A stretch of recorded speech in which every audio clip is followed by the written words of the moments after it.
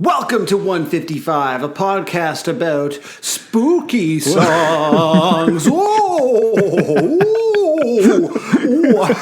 going to do the whole episode. The whole episode like that.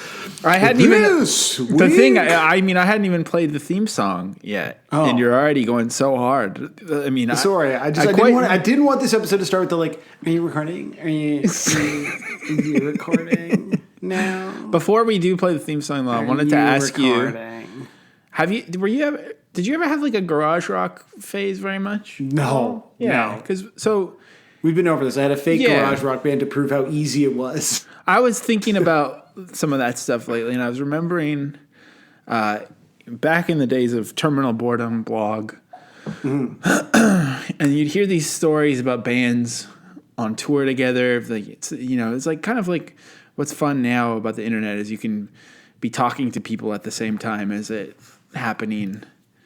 You can talk directly to the artist. There's no barriers, and that's kind of what Terminal Boredom was like. And I remember Mike Sniper, who was Blank Dogs, and he ran Capture Tracks, and he was talking about being on tour with Mikhail Cronin in Europe, and it was like this crazy story of Mike Sniper and Mikhail Cronin on tour in Europe, and they had to like call an exterminator to their hotel that they were staying at. Because it was like there was all these bugs in their hotel room in Europe. Mike Sniper and Mikhail Cronin. The title of the post was Mike Mikhail Romance.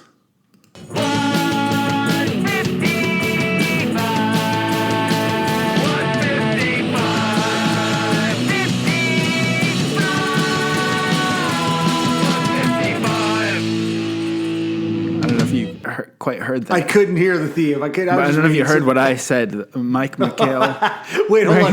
Was the theme not playing just then? Was that just silence? It was playing. It was playing. It's like just put my head down. I was like I thought of this pun last week, and then I don't even know if that's how you pronounce Mikhail Cronin. I've never listened to that shit. I don't know. I'm not really.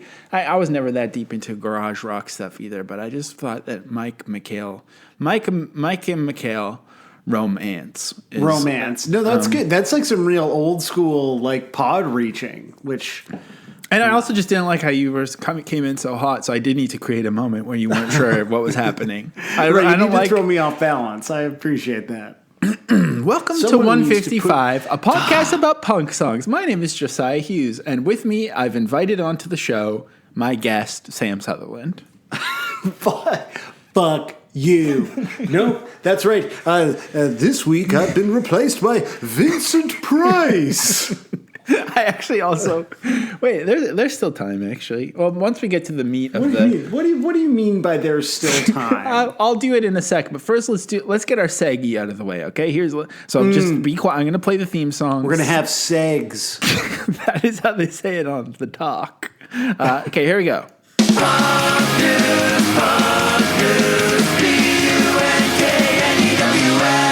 That's right. It's Punk News. It's a segment all about the happenings of the world as viewed through the lens of kind of a countercultural, socio-political movement known as punk. Kind of like what's happening with punk.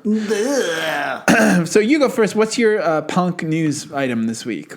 Well, my punk news, is truly an international, celebration of world culture, specifically. That's European. great. There's so many international celebrations happening right now. Kind of when you think of the world, the world is coming together and celebrating as one.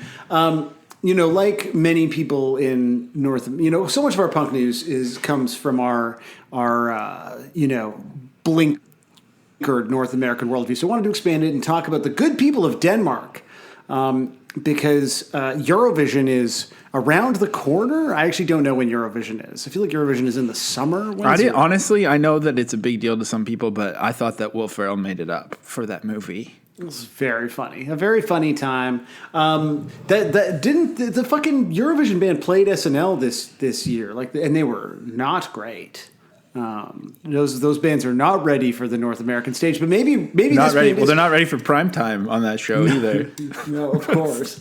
But this year, finally, punk is finding its way to Eurovision, courtesy of maybe the punkest Euro country, Denmark. Because according to EurovisionWorld.com, of course, my favorite website for keeping up of the comings. Wait, did you just say that Eurovision around the corner and you were confused about that and you're on the site and you've clicked this link that you just sent me that has like a prominent countdown clock to when it's coming? Where is that? Where? Oh, okay. Yeah, you're It's right. right in your damn face. It's okay, so 63 days, 21 hours, 29 minutes, and 5 seconds until Eurovision 2022. Wow. Okay, so you real exciting days here in 155, the 155 Euro Vision News contingent. Denmark. This is a headline from EurovisionWorld.com. Denmark, colon. News. There's dashes between all these words. The girl punk rock band. Okay, punk rock band. It's all dash. Girl dash punk dash rock dash is not a genre. Okay. Yeah, I mean, I don't even know about like rock dash band being a genre. There's a lot of, but they are European. The girl dash punk dash rock dash band Ready wins the Melody Grand Prix 2022. So this is happened, I think just a couple of days ago in Denmark. They held their annual selection for the Eurovision contest.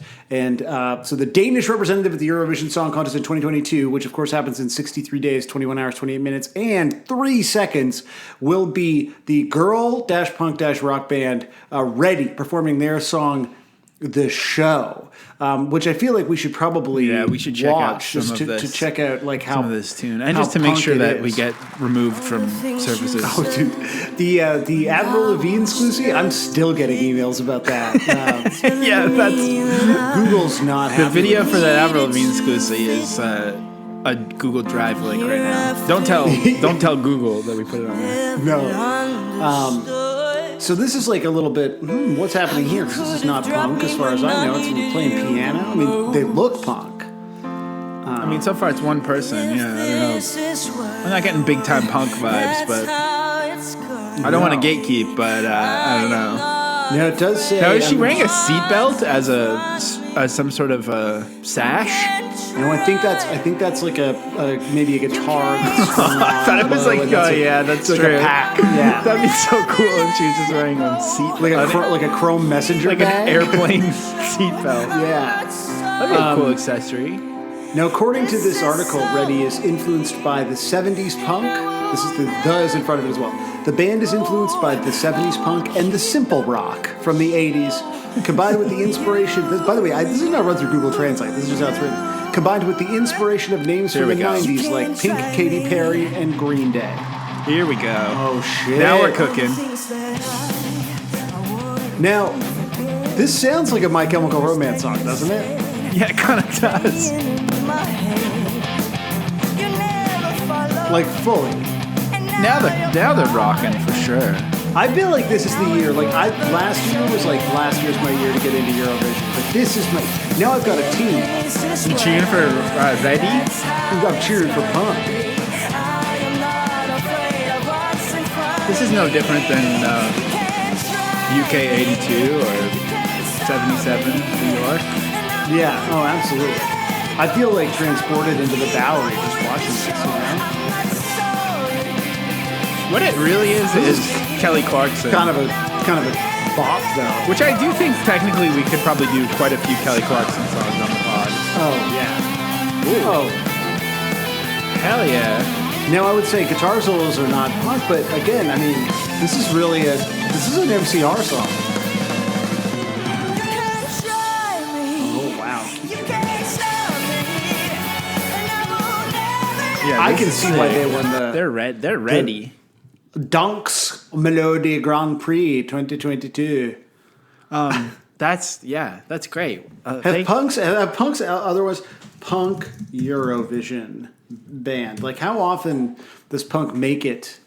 Most people have never heard of punk. Actually, that's why it's such a huge boon that it happened. Look, yeah, that's true. Although it looks like the Finns, who also, I guess, Lordy is Finnish as well, right? They previously did submit a punk band.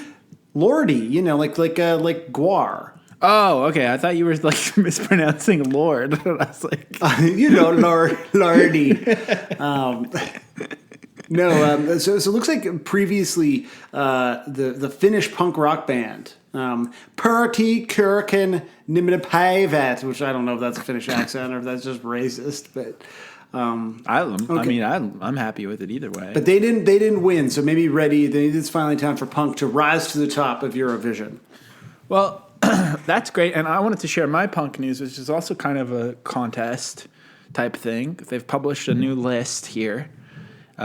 And another list. There's a new list that's come out. Kind of, we have a guest who likes lists this week as well, so it's kind of fitting. But there's this new list that came out. I found it.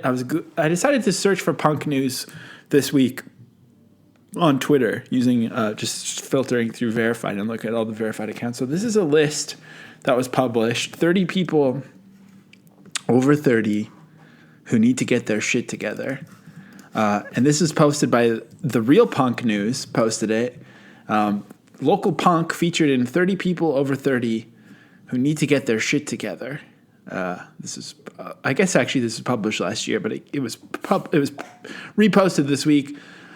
Local punk in Glen Burnie, MD, Chris Martinson was recently honored by Forbes magazine in their annual 30 people over 30 who need to get their shit together list, sources reported.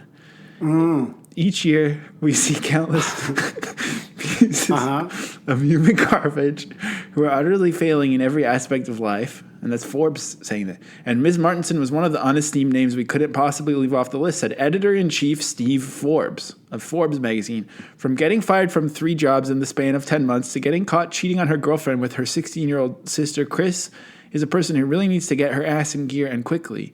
If she keeps up her bullshit talk of forming a band and never following through, along with getting drunk and passing out on the bus on a near nightly basis, she'll be a shoo-in for next year's list and probably the next 4 until she turns 40. Friends and relatives of Martinson, when reached for comment, said the honor was well-deserved, blah, blah, blah. I guess Forbes has published this list. Wow, that's amazing. Good for Forbes. And when Martinson was reached for a comment, "Oh, snap, for real? That's tight, yo," is what she said. This punk lady is how they talk. They say, "Oh, snap, for real," and "That's tight, yo." I feel like I really earned this, the underachieving wonder said while eating her roommate's leftovers. This was totally worth Mom getting sent to the booby hatch. What is that? Is there like prize money? She says, "I've got some guys I need to pay off. I didn't come through on a batch of homebrew. If there's an award ceremony or anything, I just have to legally announce that I can't go if it's within 500 feet of a school for personal reasons." At press time, Martinson had blown off her shift at work to get stoned in an abandoned quarry with her middle school-aged cousin. So that's an update from Forbes. They're even talking about punk now. Wow. Forbes is really pivoted to punk. So a booby hatch is a psychiatric hospital? That seems like some English slang, right? Yeah, that seems maybe. No, why is someone from Glen Burnie, Maryland using that slang? I don't. Yeah. Something about this doesn't add up. Yeah, so that's, I guess we'll just leave this section. So that was punk news. Here we go. Punk news, P-U-N-K-N-E-W-S.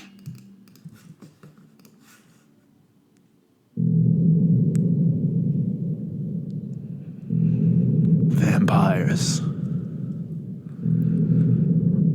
My Chemical Romance. What are vampires? Can they hurt you? Josiah, I'm glad you asked, because I didn't preview this when I had this idea. This isn't very Vincent Pricey. I need to get some more. It's I will say it's unsettling because, as I think we've covered previously on the pod, I can't hear the sort of really ludicrous setup that we have. The only way for us to hear each other while we record is for me to not be able to hear any of the music that you play. And so But you can hear this right now and watch together. In Watch Together, I can hear things, but I can't hear the stuff that you just like play through your sound card. Right. And so anytime you play like the themes or anything from the show, like all I generally hear is like you breathing. and I get real activated when the theme when they play. Yeah, you get the breathing gets heavy when the theme plays. And then when this started, I was like, what the fuck is happening? Because I just like there was just silence, then there was that I don't know about this. This might work. Vampires. Yeah, this is. Well, this does have the vibe. So, look at this week. Where's we're talking Vincent about the Price? song. Where the fuck is Vincent Price? This week we are talking. I can't do a good Vincent Price. We're talking about the song "Vampires Will Never Hurt You" We're just by turning the into band My Chemical Romance. we're just turning into that sad clown that does like Roaring Twenties shit on YouTube. Oh, absolutely. Who I think is cool. He's dope. Piddles. The internet's number one Puddles. piddle pod. Puddles. Puddles pity party. I think. All right, so it's welcome really to our puddle splitting pod. hairs. If what is it? Because like just doing like the straight up like whoa, like what is that voice called? Because that's not like a Vincent Price voice. Where I'm just like if I just did the whole thing in like hokey. Yeah, I don't know, doing just like something annoying guy, I guess. Yeah, okay. Imagine I was annoying. Vampires will never hurt you. I'm just doing it all as Joe Flaherty. Listen. this week, It's very confusing to hear a song you've never heard before for the first time and then do like 40 minutes of bullshit and then have to talk about it again. so let's talk about the song "Vampires Will Never Hurt You" by the band My Chemical Romance. This is Mikkel, Rome, Ants. This is the second episode in an all My Chem month, cleverly called MCRch. Yeah, welcome to Dirt. It's Dirch MCRch. Here to talk about "Vampires Will Never Hurt You." Last week we talked about some other fucking song. This week we were talking about the debut single for the band My Chemical Romance. And You know the how many single artist fucking people have been inviting themselves onto the show for the last 2 more months? more than ever. The more stakes, than ever. And I know if you're a vampire listening, I'm sorry to say this, but the stakes have never been higher. Do you think vampires listen to podcasts? So much. I don't time know to much kill. about vampires, but hopefully I'll learn later on today. I don't know that you will, unfortunately. Probably not. But look, it's worth a shot. So look, this single, to be honest, Is it a this single? was- Is it like yeah? This is the debut single really from "I Brought You My Bullets, You Brought Me Your Love," Wow. which is itself the debut album from the American rock band My Chemical You're Romance. saying this shit off the dome? That's crazy. How do you Just- remember that? Well, as we've established, you and I are both huge My Chem fans. we're a but fact-based for real, though- podcast.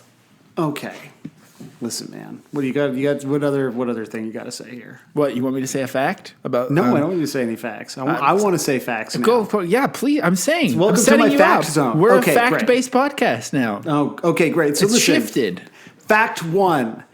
If this was my introduction to this band, there's almost no way I wouldn't fucking love them because the single artwork is like the very kids cool. with the like fucking It looks like this. masks. Yeah, from Halloween 3. I mean, it does look like that, and that's like the Silver Sun Rock. Like it's basically the song. Halloween 3, of course, the second best Halloween. Is that the one movie. that's not about Halloween? Yeah, that's when they decided they were going to make it an anthology series, and it's just like I mostly know about horror from those like Death Waltz reissues that I pretended to like for about 3 months when I was just like looking for ways to spend money, I guess. just like ways to be interesting, like things that could Shopping be. for a new personality. Yeah, they definitely used to play this. Like, I feel like Halloween 3 was a real. Must have been pretty cheap because they played the shit out of it on like Fear Fest. And so, if you were, say, driving to Fest for, years and years as a band, it's, get to stay in a hotel and watch some cable, you were basically always watching Halloween 3. So the cover artwork is fucking sick. The font even is And I very remember- like Britpop. It looks very like it does. This looks way classier than what I associate this band with. Well, so here's the thing. So you've got like cool, like a still from a. I mean, Halloween 3 is hardly like a deep cut, but within the universe of like horror films, you could reference, especially at this time. Like this is 20 years ago. Good God, we're all dying. That's a cool thing to have on your cover. The font is sick, and then the song is fucking awesome. It's pretty tight, actually. I listened to this for the first time today. I think so did you. Mm-hmm. This does not feel like it sits really high in the band's catalog. Like, I don't think this is on their like Apple Music Essentials or anything. But it is obviously by virtue of being this like early hit, kind of something that like looms large for the band. But it sounds to me like if you played this for me and you were like, oh, have you ever heard like Gerard Way's like band before My Chemical Romance? They were sick and you would have liked them. I was like, oh yeah, like this is, it sounds so like of that moment in terms of being just like a very emo-y post-hardcore song. Yeah, like there's a pinch of Seisha in there. There's a pinch of Orchid and a pinch of Converge, Petitioning the Empty Sky specifically. Like there's just a lot of things where you're like, okay, I get it. These guys didn't just like emerge from Hot Topic stockroom. They've been to some halls before, That's what they've been to like. a couple of halls before. And okay, I lied, by the way. This is on their Apple Music Essentials right before their cover of Under Pressure with The Used. Oh, brother. That is a real treat. But this does feel like, when you read these, read about obviously like Jeff Rickley and, the idea of them sort of coming from this kind of like somewhat like specific moment in like New Jersey emo and hardcore. You're like, oh, this feels so much more of a piece with bands like Thursday and what Thursday were doing at that time than like one record later kind of for both of them. Because it kind of reminded me of what I would imagine early Alexis on Fire would sound like too, maybe. Yeah, I had that same thought. It doesn't sound exactly like them because there was more like if they had if you had like their demo or something. Yeah, like if there was like a part that was fast, it would sound like early Alexis. It definitely just sounds like a hall show, and I've been thinking so much lately about how much I love remembering going to hall shows and those kind of bands, and really just how incredibly sad that is to even still be thinking about it. No, fuck that, because let's watch, because one of the things we talked about, like even though we did a song from like the second record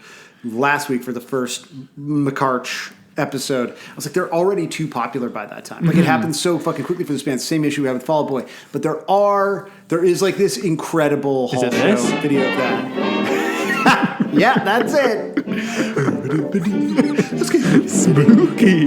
Ooh. Now this very spooky next video comes from Cresskill, New Jersey from 2002. It looks like it was shot on like a fucking webcam, and it looks like they were playing for absolutely no one. Oh my God, it sounds so bad too.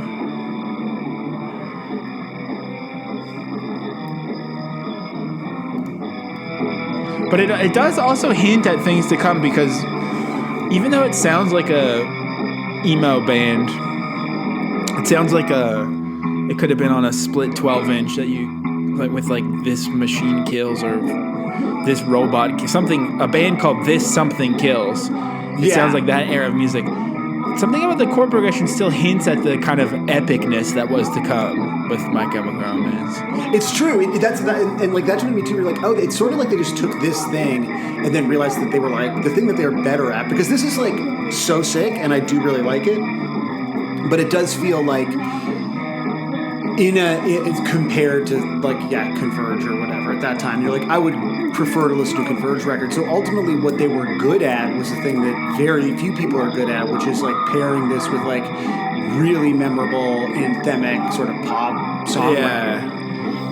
And it just like it's super interesting to listen to that and just think like, yeah, over top of this you could definitely be like, and I am the Goblin Man. Like you could have some fun with it. But it has this like kind of goblin. chunky mosh part too. It's interesting. Oh, like the drum fills are also like unnecessary. Again, like this perfectly of an era. The drummer in this era, I think, is Matt Policier, who is still on Twitter and hates them now because he's not in the band. He was just talking about wanting to sue them because of these limited edition Kid Robot MCR collectibles, and he claims that one of them is his likeness, and he wants to sue them. And he also recently tweeted, "Let's go, Brandon." So it's pretty cool. Oh, yeah. I can't imagine why this guy got kicked out of the band. Wow, what the fuck? Honestly, "Let's go, Brandon," though, great catchphrase. It is, like, it's sad to think, like, what's the Trudeau sort of version? Yeah, we don't get to have "Let's go, Gordon." Would that be it? Let's go, gourd Brandon. Is what you say in Canada. Yeah, I think that's it. So, like, look, I kind of love this video because it just sort of sucks. Like, it seems like they're playing to no one. Also, it looks like a sound check or something. You know, something interesting about this band is, like, they are so fucking popular that people definitely, there's multiple versions of this video where people have just, like, downloaded it and uploaded it to their own channels to get, like, a few hundred views. We should do that. We should definitely start. Well, I mean, in many ways, that is what you've done with the Avril Lavigne episode from, like, last week. It's true. And that's, and then we, like, won't We're fucked. be able to use YouTube in the future. YouTube cops are after us. It's quite heartbreaking. So, like, this kind of is, like, the lone moment that this band had of, like, being kind of like a hall show band. You sent me, we should probably watch this now. Yeah. We're, like, sort of being nostalgic because you were like, we have to watch this video, which, like, I hate when you do that sometimes because I'm like, man, there aren't that many videos now. It looks like I didn't do any work. Well, oh no, we can't watch it this doesn't on play. So there you go. You're no, but you're don't one worry. for I bet one. there's like another version of this somewhere that does play. Why would it not play? What the fuck? I don't know. 'Cause someone's Sorry. protecting. So this is like Also, your punk news this week was submitted by Georgia as well. So, you know. What do you? Oh, that I have no original thoughts. Yeah, I get it's it. not I working, see. is it? What about is No, this one work? people don't want to. There definitely are multiple uploads of this. Is that it? Is it working? Oh. It's great. It's so spooky. Well, I mean, Well, if only I could find this video of them performing in a comic book store. Okay, I think I found another. I literally did find another upload of this. Let's see if this works. Oh, maybe it will play. Yeah, there we go. oh, Okay. it's sick. So this It's is, not again, as them good playing as for- 1950s Halloween music, but No, but this is like them playing for 5 people in a comic store in Shrewsbury, Massachusetts. I feel like everywhere in like the northeast corridor, if that's the correct geographic term, everything is just like everything happens in some sort of comic book store. Yeah. So the only culture is comic book store culture. So this video is only, maybe it cuts off, but it's only 3 minutes and 15 seconds long. Like, why is this song so long? Because that was how the songs were then. So okay, while we're letting them groove out in the comic book store, maybe we should take a look because I think this song is just like very literally about vampires. Yeah, it seems like it is. Also, this is Yeah. much more low res, but the lead guitarist still already has like some big classic rock hair in this that you can tell there was some things to come. Some grooving to come. So like, yeah, I mean the first verse of the song is if the sun comes up, we'll tear the skin right off our bones, and then as razor sharp white teeth rip out our necks. I saw you there. Like, what if you put the spike in my heart? If they get me and the sun goes down. Like, this is just straight up a song about vampires. It's true. Although according to whoever wrote the fucking about page on Genius, it's about the sacrifice and desperation of a man who doesn't want to become a vampire, in brackets, a mainstream member of society. Hell yeah. Would hate that. I would totally hate to become mainstream. I like the outro mostly because there's so much whispering. It's so nasty, and they've typed it out because I couldn't make it out. And as always, innocent like roller coasters, fatality is like gusts in snow, and you have no idea what you're up against because I've seen what they look like, becoming perfect as if they were sterling silver chainsaws going cascading. Just awful. I really like that the Genius annotation on sterling silver chainsaws is antithesis between silver, often associated with purity, and chainsaws, brash and violent. By describing fatality as both pure and gory, there's potentially an element of finality and purity in a gory end to life. Such an interpretation both holds value in terms of the death of the vampire and a human being. Wow. Death of the Wow. author. You heard of death It's a of the lot, author. A lot of words that I do not know if you know what they mean in that. Here's one thing that I'm worried we might not talk about later. Is that isn't also something to do with a vampire, a silver bullet, or is that a werewolf? That is the werewolf. Yeah. Okay, so sterling silver chainsaw wouldn't be to do with killing a vampire, because you would want a chainsaw, ironically, made out of wood to kill a vampire. Yeah. You need an irony chainsaw to kill a vampire. I like it. Unless maybe you weren't sure if you were like that something is wrong, but you're not sure if it's vampire or werewolf. Like you're like something is killing the children. I like also in this outro the annotation for "and as always innocent like roller coasters." If you click it, there's a picture of a roller coaster in the water. Life is often compared with a roller coaster because both have many ups and downs.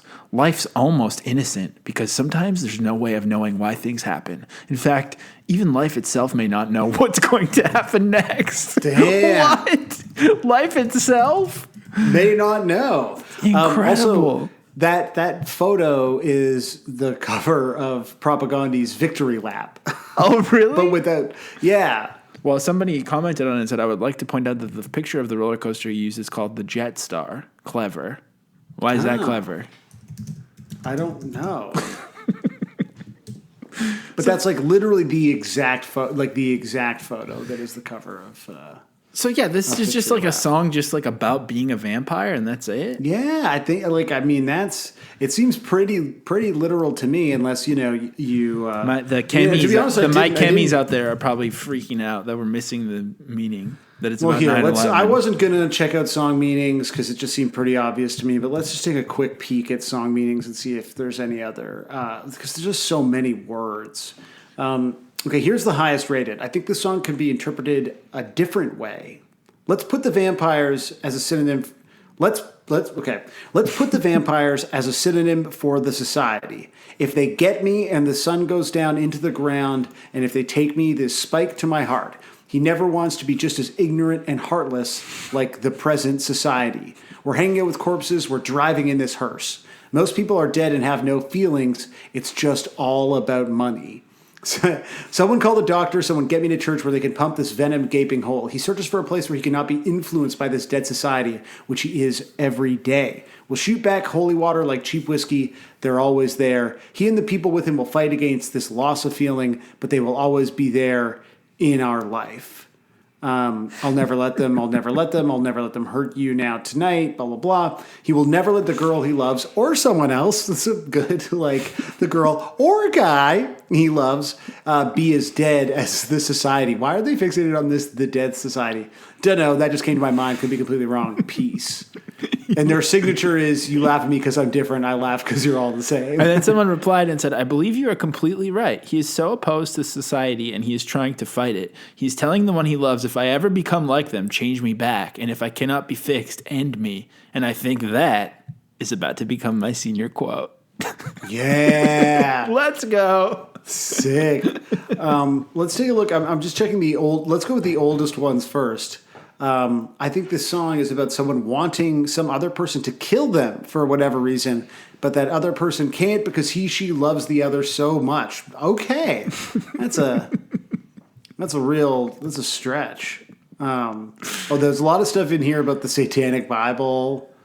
Talk a lot about psychic vampires. Yeah. Wow. I mean, I think it just means that he's a vampire.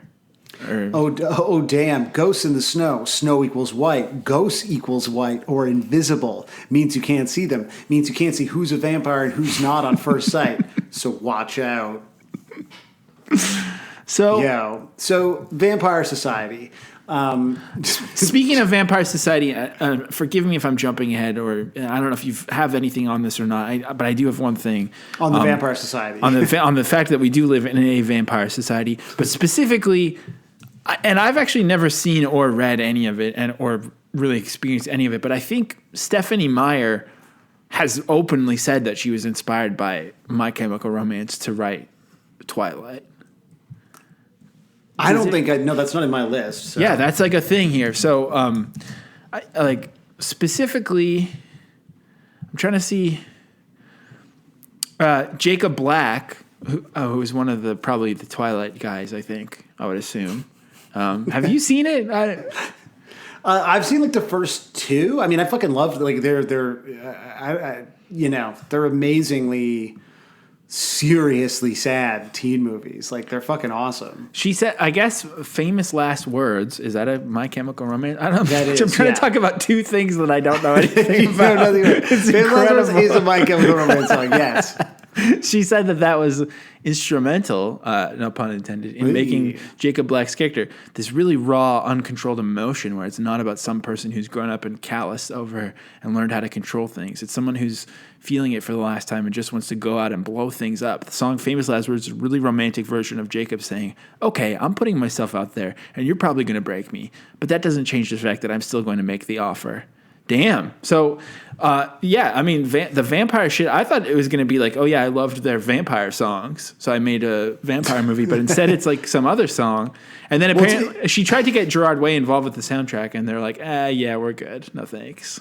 Well, not only were they so good, so I didn't necessarily realize this, but as you pointed out before we started, you're like, you realize they have multiple songs about vampires, and I was like, I do, because later on the band wrote a song called Vampire Money, which is like legitimately like a funny fucking name for a song. And according to this article, Vampire Money is written sort of in response to them turning down a chance to be on the Twilight New Moon soundtrack. Right. Because according to Gerard Way, that's why the song Vampire Money is on our new album, because there's a lot of people chasing that money. He basically like writes like he's writing a song meanings entry. Twilight, a lot of people around us were like, please, for the love of God, do this movie.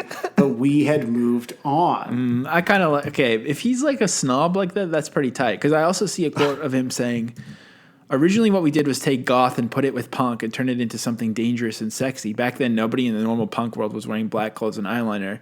We did it because we had one mission: to polarize, to irritate, to contaminate. But then the image gets romanticized and then it gets commoditized. I mean, he's definitely dropping some $3 words here. Commoditized. But I also think commoditization of That's punk. definitely like an incorrect read of punk. I don't think they're the first ones to like be gothy. But No one's ever been gothy in punk before. I do like the idea of them being like, wait, what we're doing resonates with this movie and you want us to get involved? Fuck you. We're going to write a song. Should we listen to Vampire Money Yeah, for a we second? definitely should. It seems already, first of all, this artwork is atrocious. I don't think I like their like glammy type stuff. No. Whenever I hear this drum beat, I'm always like, For the best you could do? yeah. Yeah, this sounds like that Green Day album with the unicorn cover. I mean, it literally has a lyric that's a sparkle like Bowie in the morning sun. Oh, I guess it can.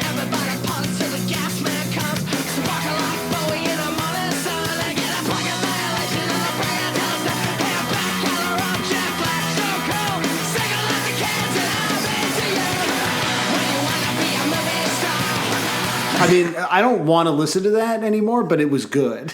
Yeah, like I guess it's better than other versions of that, but I feel like I'm always scared of My Chemical Romance songs that are in that vein, because I just wanted them to be epic, which is what I like them doing in this song. They're being very epic. But it's one of those things where like I don't like music that sounds like the Yeah. no thank you. However, like melodically, like I already have that stuck in my fucking head. Like they are so good at writing fucking hooks. I know.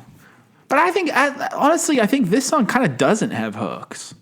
It's No, kind of this like, is, but that's why this to me feels like a different band. Yeah. like it's so. I mean, and this is the question that was asked in the Village Voice when that album came out with Vampire Money. The band on Vampire Money sounds very different from the band that made Vampires Will Never Hurt You. Oh, they need to make a third vampire song immediately. Are you bored with the oversaturation of vampire culture in general, or just Twilight? And Gerard Way says, it's interesting because I really have no problem with the Twilight franchise. It's just not for me. And I think I'm mature enough now to realize when something's not for me as opposed to attacking it. But the interesting thing about Vampire Money is it's about anything you don't want to do. Okay, blah, blah, blah. And then they follow up and say, I wanted to know if you were more of a Buffy fan. And Gerard Way says, Joss Whedon is amazing. I love Joss. I'm actually not that familiar with Buffy, so I guess he just likes Joss Whedon as a person. I just like Joss Whedon now. Post. Yeah, I just read a lot about him. I read this cover story about Joss Whedon. Cool guy, even though he looks like a baby that had Elmer's glue put on his face and rolled around in hair trimmings. But cool guy, Joss Whedon. A super cool guy. So if the trilogy is vampires will never hurt you. So the vampire is innocent. And then Vampire Money, the vampire has tasted the world. Cashes in. I think the third vampire song needs to be about a disillusioned vampire who he may have lived his life for the wrong reasons. Irony vampire. Or vampire regrets. I was thinking. Right. At vampire, and it's just about wasting your life on social media. Damn. You're right. Vampire regrets. Yeah, that's interesting.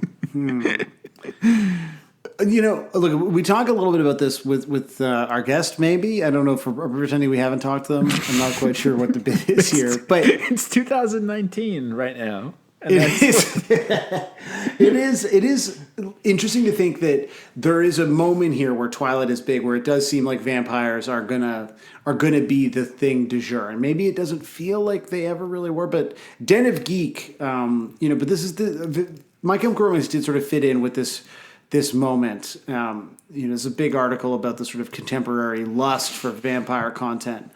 Remember that My Chemical Romance song, Vampires Will Never Bore You? You probably don't, because that wasn't the actual title of the track. Oh my God, what a trick. Switcheroo. Incredible lead from Den of Geek. I mean, that's what they're known for, just to grab you. Nevertheless, there's no reason why the theatrical rock troupe can't remix Vampires Will Never Hurt You with revised, more upbeat lyrics. That's a real, what I want is I want to hug and kiss you kind of suggestion. With revised, more upbeat lyrics for a new cultural zeitgeist in order to assist the ailing undead. Pop culture writing is insane. How did human language evolve to the point of this lead on denofgeek.com? You know what I mean? It's just absolutely baffling. Language was a mistake, I think. Yeah, it's true. I mean, the internet was a mistake. And that's me saying that. And they do bring it back here at the kicker. As My Chemical Romance sang, the bracketed bit whispered at a pitch higher than the upper range of human hearing, a few more vampires will never hurt you. Having been bitten long ago, I'm an insatiable sucker for the bloodsuckers. I used an editor, and I'm always more than happy for them to revive and thrive on cinema screens.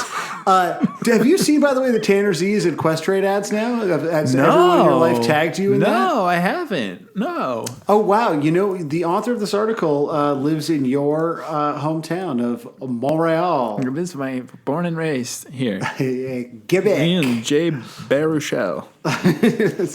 The host of Last One Laughing Canada? I gotta say, I love that show. It's the greatest show I've ever seen in my life. It's so fucking good. It's so intrinsically Canadian. But look, I mean, this song also, perhaps unsurprisingly, given the time, given the subject matter, it seems like it's also the title of one of the particularly popular pieces of My Chem fan fiction. Mm-hmm. And this ties into our previous theme month, Feb Out Boy. What was February? This is a work of, I believe, erotic. There's quite a few tags on here. I had to click a waiver, and it says underage at one point. Yeah, you have to. Because look at it lets you know which relationships you can expect, and then it also tells you, I guess, sort of certain subjects like graphic depictions of violence, underage, And I'll just read the summary here because the story is called "Vampires Will Never Hurt You Except Mikey. He Will Probably Hurt You." And so this is archiveofourown.org, which is like some sort of deep true head Wattpad. Like I've never heard of this in my life. You found like some kind of like sort of dark web Wattpad. yeah, basically, right? Like I think this is. I feel have we not talked about Archive of Our Own? I don't want to get Archive of Our Own wrong, so I actually want to like. Archive of Our Own is it's a non-profit open source repository for fan fiction and other fan works contributed by the users. So like, this is I guess like whereas Wattpad is turning all their stories into like Netflix shows, Right. This is like way more of although it looks controversy. It looks like there's a bit of a controversy around it, which perhaps has something to do with all of the works, including rape, incest, and pedophilia. Oh my god! So yeah, look at I'm on Deep Head Wattpad here, and let's just read the summary of Vampires Will Never Hurt You Except Mikey. He Will Probably Hurt You.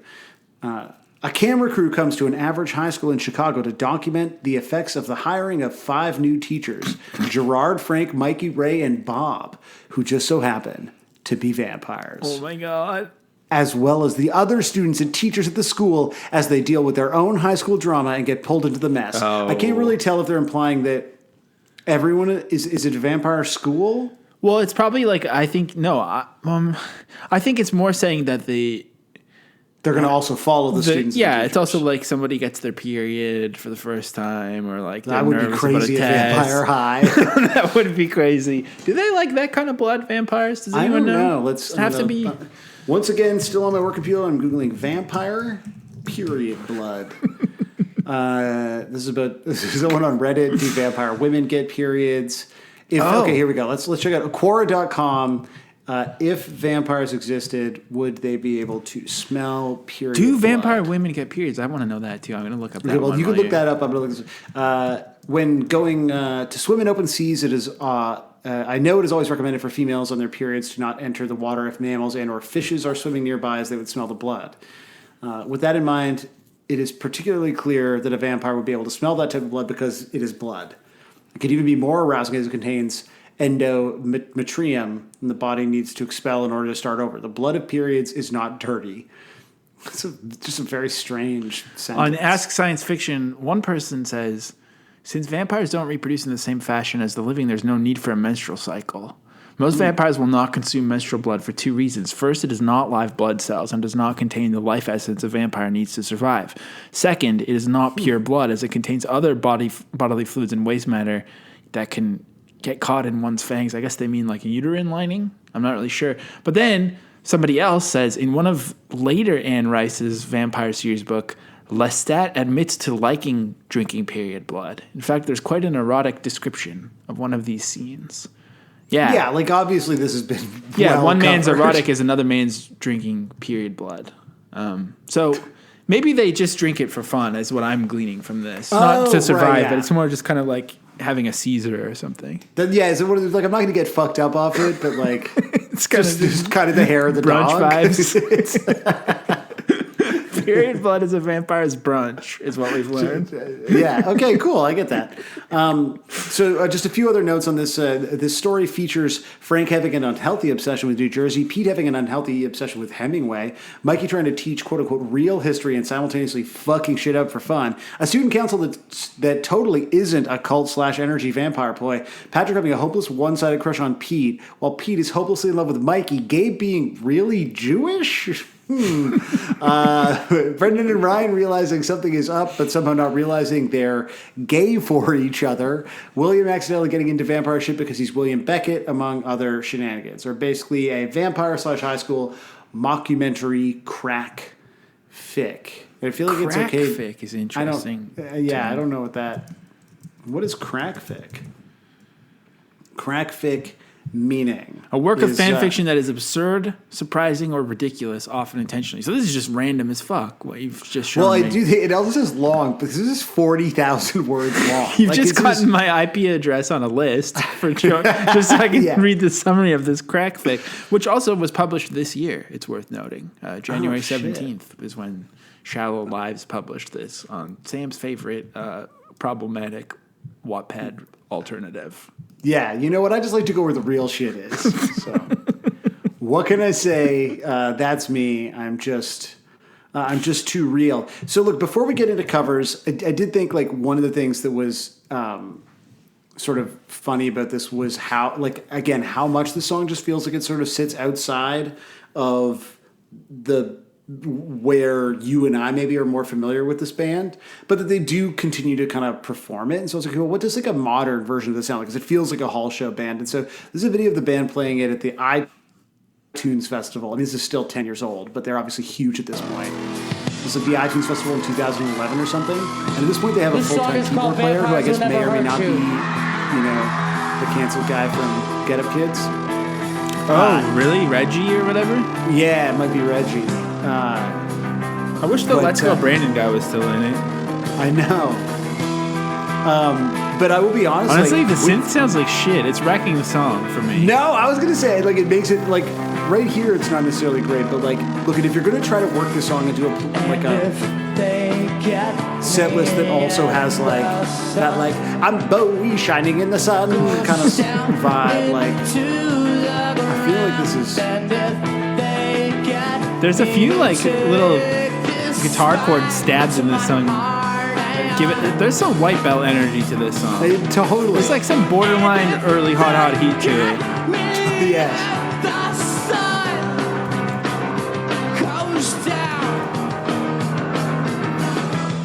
Like all those like big. I think it's nice. I mean, there's no other way. They can't just play this like they're, you know, hot heat.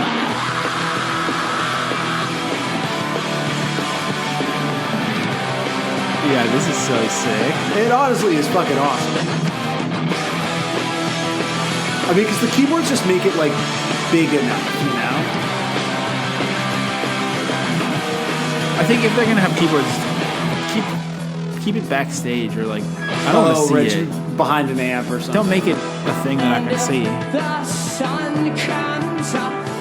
This is great. I feel like I'm going to end MCRch like an actual more than February felt like sort of I knew where we were gonna land. Yeah, I know. I'm MCR curious for sure. Yeah, like I'm opening up my heart here, you know? It's funny, I like the like faux deep thing of starting every line of a song with the word and. So you kind of enter it in situ. Totally. Like those piano really gives it like a vibe. Wow.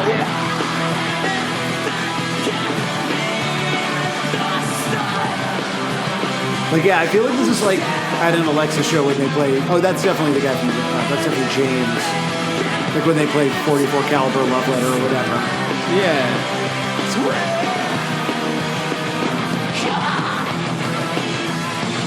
Oh yeah. Oh, I hate the synth though. Well, because again, you're a purist. You want to hear the hall. It would be better if there was a turntablist. Oh, can you imagine if they're like DJ Lethal? I'll bring it on. Yeah, this would be so. Actually, you know, good. it would be so much better if there was like a Vincent Price style organ on the song instead. Oh, totally. Real wild here. So you know, those are that's sort of what I wanted to talk about as regards vampires. Oh, it's time to listen to covers under the cloak of covers. Now, if you want to hear more impressions, go to Patreon.com. You know. Yeah, that was gonna be good. Do you want to do an impressions exclusive? We should do an impressions exclusive where we just. It'll be like it'll. I don't know if I can do any. Be like the trip. Oh yeah, we should do the trip. Actually, that's what we should do. We should become incredibly wealthy and drive around in a convertible and eat. Like, just listen only to $1,000 Jagged meals. Little Pill. I do. You know, we do actually. When I can, we do the guessing the receipt game at restaurants from the trip, like where they're like, "Is the bill this much, or this much?" Oh, yeah. But sometimes the waiter has caught me doing it, and then it's very awkward because I don't know if they've seen the trip. So, Well, you just got, I mean, as a heat check, you could be like, she was just 16 years old. Just see how it goes, you know? But yeah, you can't do any impressions? I don't know. We'll have to find out. Maybe we should do maybe what we should do if we do an impression exclusive is have people submit a list of racially appropriate impressions that they want us to do. No, if you want people to pay for it, they've got to be racially inappropriate. It's got to be. We can both try them and see whose is better, or that could be the thing. Or we could just get Sam to do racially inappropriate impressions and kind of entrap him with that, and then that sounds. I mean, look, I think either or. I think they're both great options. Well, the term nightcore is thrown around a lot these. I don't know what I'm saying. Here we go. Let's listen to the. Oh, I've clicked something. Here we go. There we go.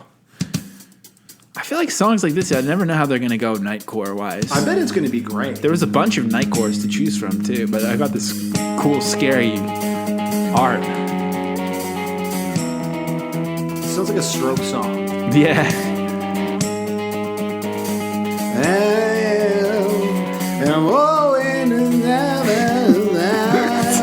Save it for the expressions exclusive. This is great.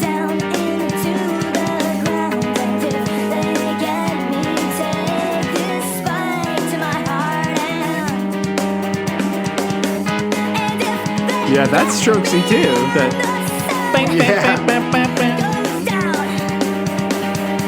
I finally read Media in the Bathroom. So this is. Nice. I haven't read it yet. There's a good Blink reference, I know. I mean, I skipped a lot of the chapters of the band I didn't care about, so I don't know that I caught it. Well, I guess the Strokes, we've talked about it on the show before. The Strokes said that MCA tried to entice them by saying that they'd be label mates with Blink. And they're like, that's true. Okay. Yeah, that's pretty sick. That was pretty good nightcore, but there's kind of another kind of nightcore-esque thing that I found, which is there's a lot of like homemade teen bored on the weekend iMac camera music videos, and this one is sped up. So this is kind of nightcore, not really. This is an Alex and Carly production, as you can see.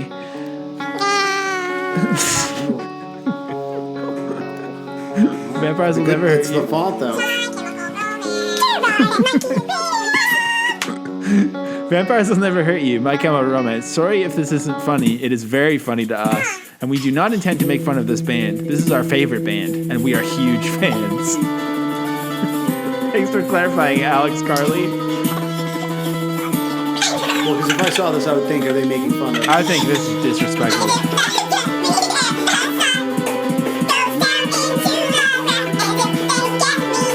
Oh, these are just two best friends.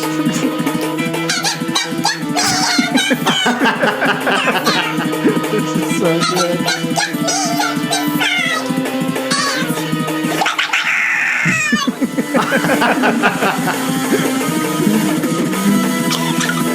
The giggling, really. Oh my god.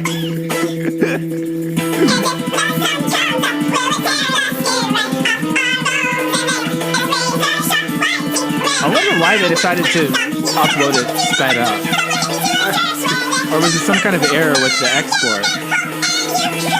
They don't seem like they know they were planning to be fast.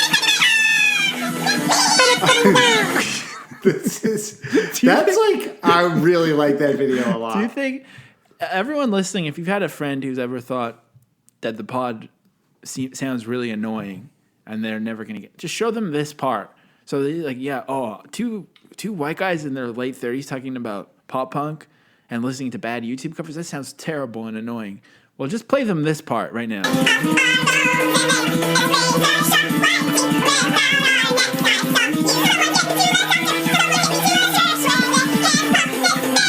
Yeah, this is a good podcast. Everyone knows. So kind of that spurred me into this mini section, which is kind of the teen iMac iMovie remix section. So this is MCR Vampires Will Never Hurt You, the remix. See if it works. These girls have gone into the backyard onto the trampoline Let's set it up a little. Setting up the camera. This is MCRFOBMT. Here is me and April's song, and Jessica just kind of joins in. My which we April didn't and want her Jessica to. in the remix of And Vampires then, Will Next or Hurt You. It's called Vampires Will Never 2007 Hurt You, is the when this remix. Ready? Oh yeah! 1, 2, jump. Okay, ready? Wait, yeah, turn off the music, please. Just hit pause. I love the idea of like, and then inevitably Here it's that is the the kid's song. sister jumps in. Ready? Like they're Yeah, exactly. not included. Poor kid. Vampires will never hurt you. Never, ever, ever, ever. Vampires will never hurt you. Never, ever, ever, ever. Vampires will hurt you. I'm not trying to gatekeep, but I'm getting a real vibe that they've never heard the song. There's a dog barking. The dog is really afraid of what's happening. Dogs always wonder what you're doing. Okay. Yes. So I figured Okay. after that we might want to slow it down a little bit with some slowed in reverb just to kind Yes. of get our bearings again. Whew, just kind of calm down a little bit. All those hyper teens. Now it sounds like a Joy Division song. It really does. Holy.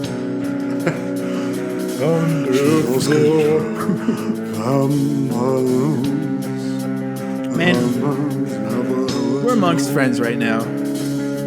I kind of think Joy Division sucks. I don't like them very much at all.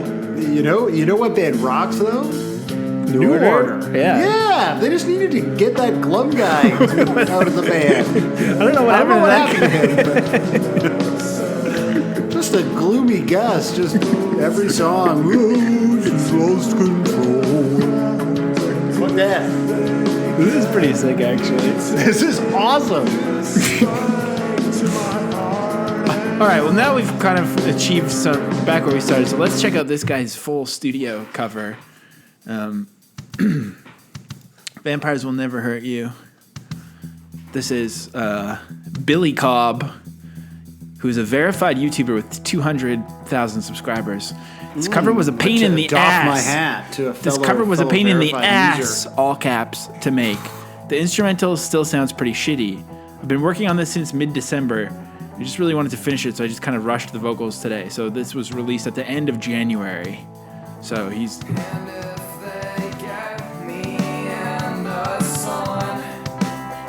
I mean, I don't think the instrumental sounds shitty, but I'm curious what he's going for. It's hard to tell. Yeah, like I don't know what the vibe is supposed to be.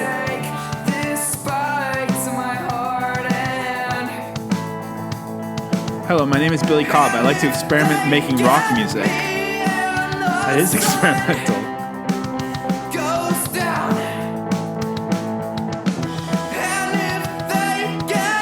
Yeah, this guy's like hella popular. Wow.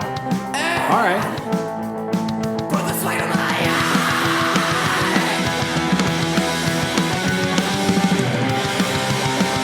All right. I mean, there's something about this song that has the energy of like screaming, but people who like whine when music is all screaming or shouting, or like I can't understand what they're saying, but they still like when it has like a Baba O'Reilly screaming vibe, which I appreciate also. But whenever people, it just seems like this is a song for people who are like, I can't understand what they're saying when they hear other screaming music. So not a criticism, just an observation. Okay, yeah, no, I can see what you're getting at. Here's a guitar cover. I like these guitar covers a lot because they seem very bedroom emo. I think, I don't know why I just skipped back to the start. It started in the middle. You really want to see that setup. There's a lot of bass at the beginning. So it's a really, you can't appreciate it until you're fully in the room. Here we go.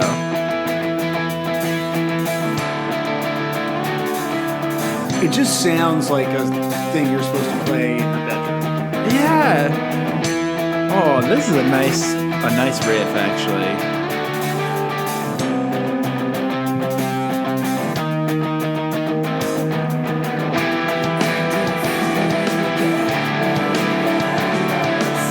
This is like such a like true screamo kind of song at the start. Oh, totally.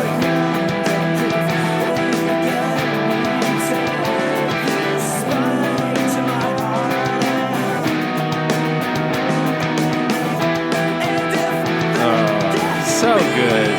Yeah. All right, well that's enough of that. Here's Spineless, Heartless is the name of this band that chose to play it in a very smoky. Someone's wanting to try out their gimbal and their push the limits of the ISO on their camera in this dark, smoky room with these corpse face gentlemen. Ghoulish face paint. Whoa. That little hi-hat hit. Established 6661 is that guy's tattoo? Probably 1999, I would guess.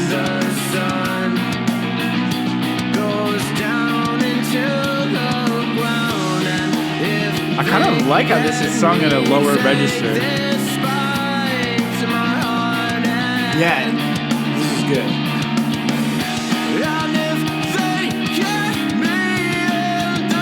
What does it sound? I mean, it also kind of sounds like Lifehouse. Yeah, like it just makes it kind of sound like modern rock. But like Which with it is. screamo guitar parts. Like, But that's like literally what Creed is. Like Creed is a Yeah. screamo band.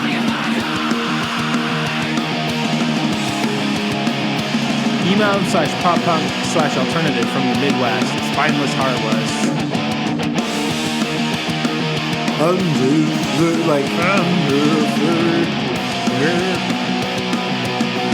don't know, it's kind of a cool video. It's like black and white, smoky. yeah, it makes me want to go to a laser quest. Okay, this band does.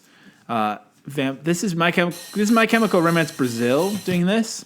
So I don't Like, this know is the if entire country of I don't know Brazil. if this is I don't know if this is the official, like when you go to a My Chemical Romance show in Brazil, if this is who you see or I'm not too sure. But the more shitty and out of tune it is, the better it sounds. I mean, that's just kind of an evergreen statement, really. Yeah.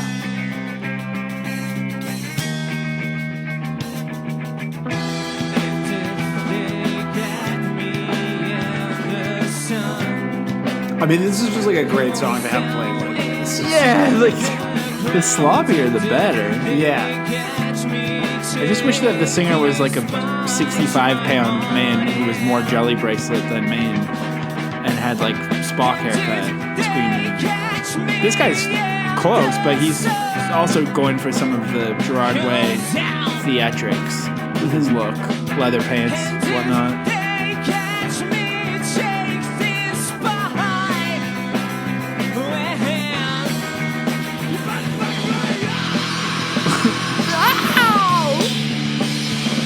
So that's My Chemical Romance Brazil with their take on the song.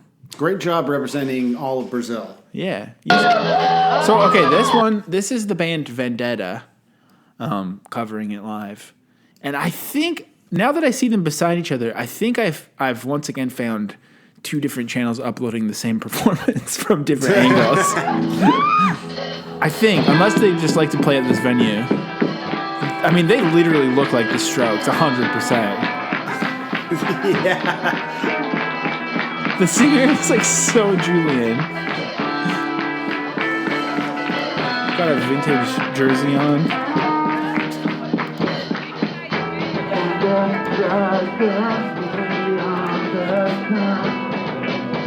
Oh, this is so good. He's kind of singing it like.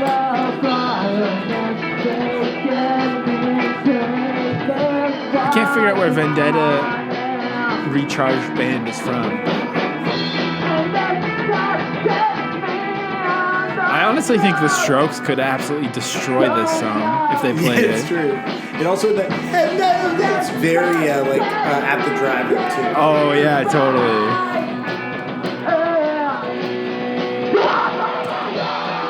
Okay, so this is the band's upload, and now here's the upload of, I don't know if it's the same. It's definitely the same. It's the same night and everything. Like also the This same. has been a big night. Basically the same angle, like just right beside them. The Caught RVs upload. This is from August 25th, 2013. Classic day. I think this is a better version than the official one. Maybe they couldn't obtain the rights to it. Maybe she wasn't sharing the footy. So that's a Vendetta band rocking it. Sick. Here's a band called Infinite Illness. Oh, they must be Canadian. There's a Canadian flag. And shit. a Green Day flag behind them. Singer is swinging his mic. Guitarist is dressed like fully fucking crabcore glam. Oh, there's a Sex Pistols flag too.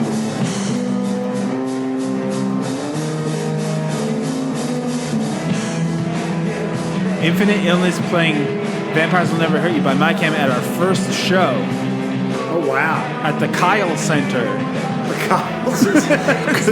Is it like the Jewish community, like the JCC or whatever, where it's not only for Kyles, but it's like sort of Kyle-centric Well, let's be programming honest. most of the time? These kind of shows are probably mostly Kyle's. But They are, yeah. wow, I have one of my Facebook friends likes this band, Really? but I don't even know who they are.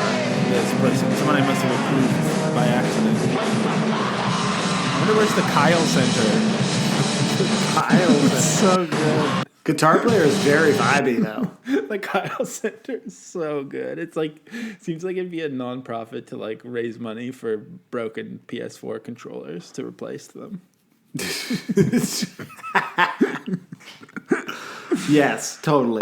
Well, this next band is called Juice and Pulp, which is a pretty good band name. Okay. It's mostly just like, there's not a lot of creative covers of this, but there's a lot of covers of it. It's just mostly people just playing the song, including Juice and Pulp.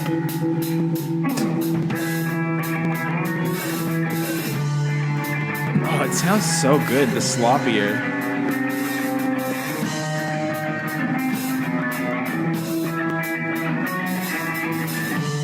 I mean, they're finding whole new rhythms in here.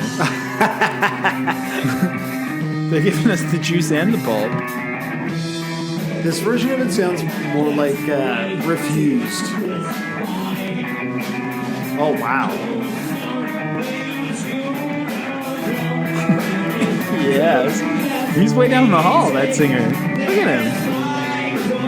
Wow. He's in a whole other room. I kind of like the channels cutting out, too. I know, it's like the whole experience is very strange. very What is this good. house that they've occupied the entirety of? See?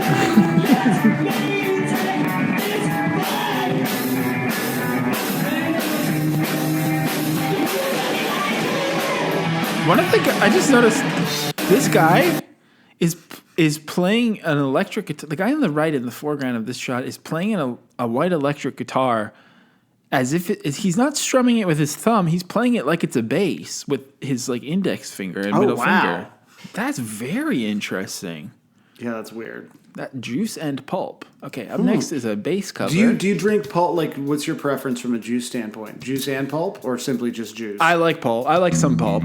I used to. My dad was really into like pulp a lot, and usually I think Sarah prefers no pulp or very little pulp. But so I've kind of settled on a medium pulp. not even just like common people. She doesn't even like common people. When I'm buying juice though, I don't go for like Tropicana anymore. I go for like the bougie cold press you shit. do, I want it to be.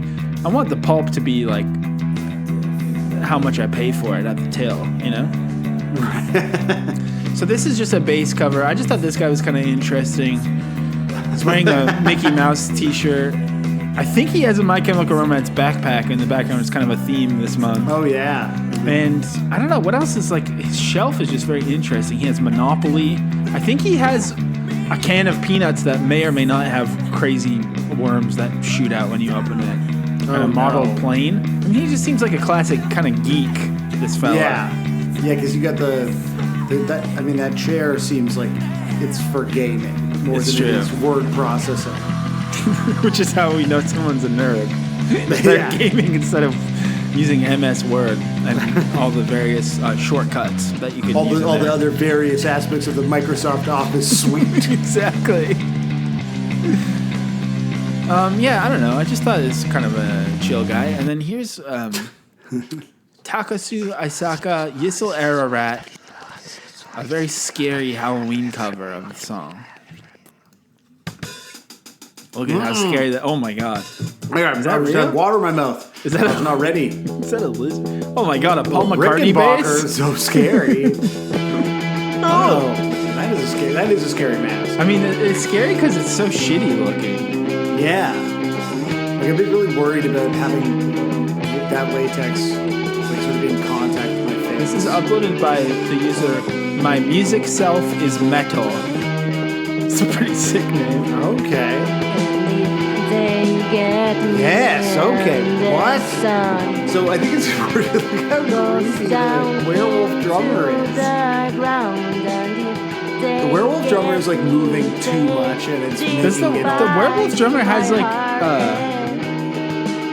like a sort of Egyptian head thing on to look like the Sphinx or whatever. You're right. It's a very Anubis. There's a lot of things going on. I also like how the singer is somehow way louder than everything else, and you put the switch in mine. Whoa! Oh my god! Oh shit! That was really scary. This is actually one of the scariest videos I've ever seen. Yeah, that just feels like the video from The Ring. Yeah. The person that screamed out of nowhere was so out of focus, it was really scary. Damn. I'm really scared of vampires now. You weren't scared before. I didn't think they were real. And now I do think that they're real. This is called The Kiss. I think the artist is named a.k.a. that did this.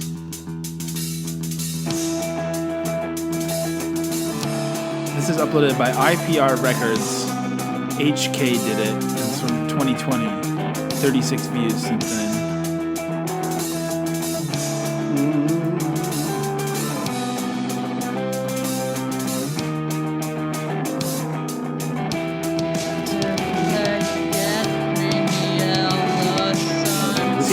Sounds like a Kiss for sure. This I like this kind of vocals better than Gerard Way.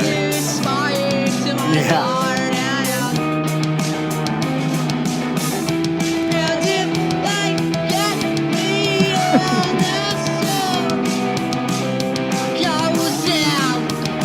Wow. It's sick.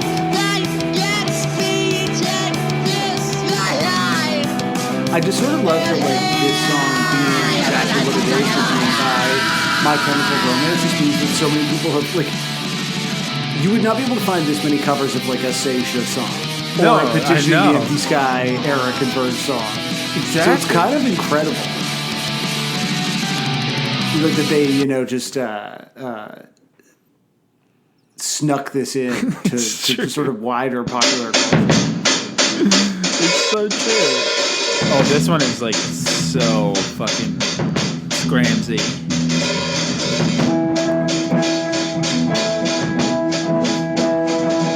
I think there's a lot of different rhythms. This is uploaded by someone just named Juan, who said, "Sorry about the lag. Just fooling around. Our first try on vampires will never hurt you. Don't scold us. Load of wrong playing. Sorry." So, this is from 2006.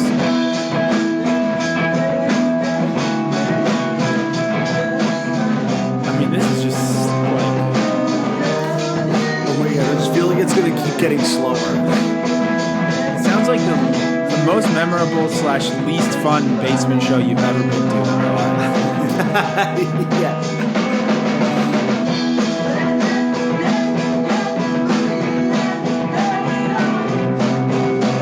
There must be someone we can't see playing guitar. They got the keyboard there that no one's touching. I feel like they could be doing the really endemic synth parts. That's true.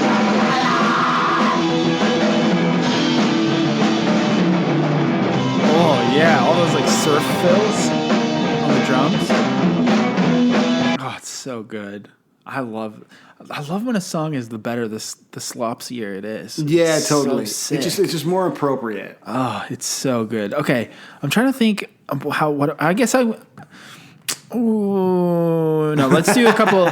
Let's do a couple acousties first. I think. Okay. and then I bet those are great. yeah, and then we'll save what I think might be the best for closer to the end. So here's a couple acousties. This is Vampires Will Never Hurt You. This is just like a guy Playing it in like a ice fishing adjacent cabin. Like, what is this room? This is Hunting cabin? TEU 1310 uploaded this. Oh, this is a good channel. I might have to play another one of these. Yeah, of course. Yeah, it's so out of focus, and it looks like like a bomb shelter kind of. And I love that he's not looking up, and that you can barely really tell what song it is. Maybe we'll be able to make out what song this is a little bit better.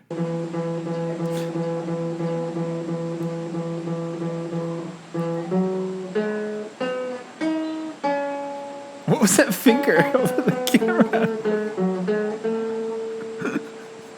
What? Is someone crushing his head? They're putting their fingers on the. I don't even know if people can tell what song this is actually. I thought it'd be more. I think you'll get it.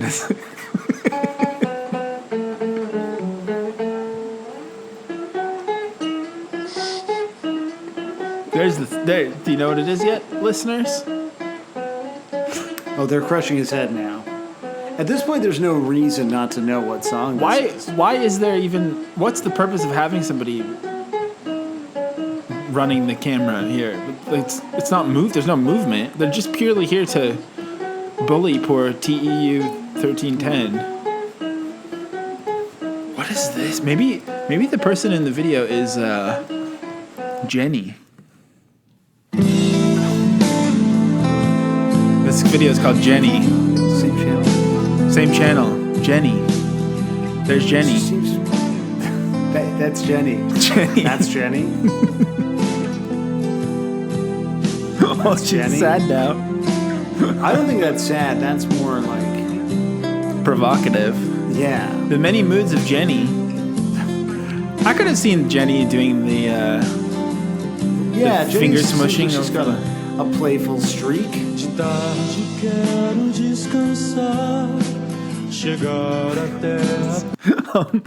Okay. Yeah, that's pretty cool. I'm just gonna show you something really funny, just only in our thing. G-Chat tier? Yeah, just what he's mistitled this My Chemical Romance one. It's really funny. Okay, here's the stage.tv. The world's open mic. Maybe this is another app we need to look into, like Smule. Oh, maybe. I think this one might have come up before, actually. So this is like again, looks like it's 1,000 years old. Just real low angle. Big capo. Like capoed on like the 4th fret or something. Yeah. Green screen. What's with the green screen if you're not? But is it a green screen or it looks like the whole room's painted green? And if they get Ooh. me out, Yes. sun goes You know what it reminds me of? down Maybe I'm into wrong, but the I feel like the band Live would have a lot of songs that open with "and" on each line. Oh, for sure, yeah. There's also- Oh no, you know what I'm thinking of? Not Live. And if you could only see how low her eyes could be. when Was that, she is that Tonic? Is Yeah, that Tonic. Hell yeah. And the sun goes down. And if they get me, take I think we must have watched something about this stage TV one time. It sounds really familiar. Yeah, maybe. Ooh, whisper.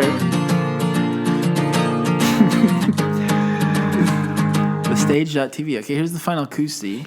Great camera work. Watch that again.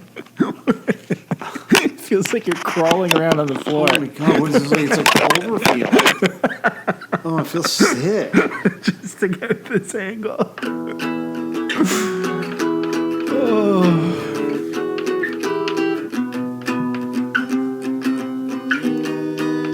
This is uploaded by Corin Ass. Is the name on it.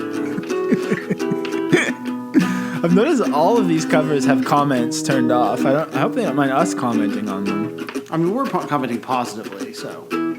Yeah, it's more the camera work was upsetting on this one, but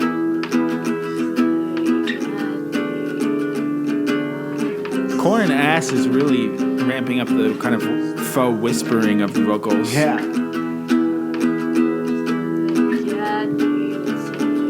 Do you think she'll scream? I hope so. We gotta at least see what she does. Maybe, like, really scream.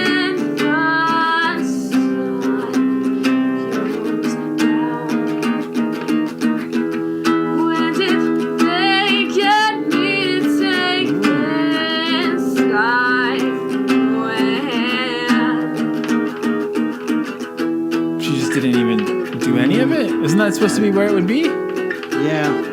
Let's see. Disappointing.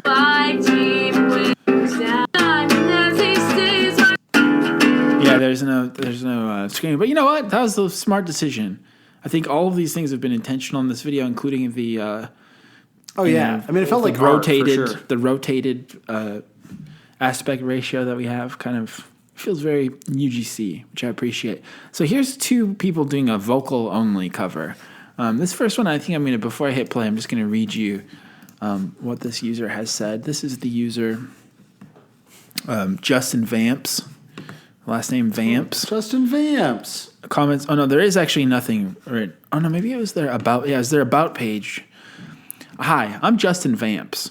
I love to sing, write, and do skits. I have a second channel for gaming. I don't really care what you think. Do you, boo-boo? Spread love, not hate. So keep that in mind while we watch Justin Vamps in his bedroom. He's been drawing on the wall with a marker. I mean, this is definitely an alt Yeah. teen or maybe young adult.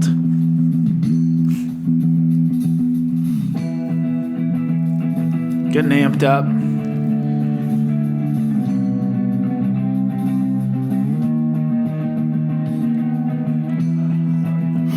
This is like pre-Smule, I think. This vid. Actually, maybe not. It honestly sounds like Moist. Oh, yeah, totally. It sounds exactly like David Usher. Yeah.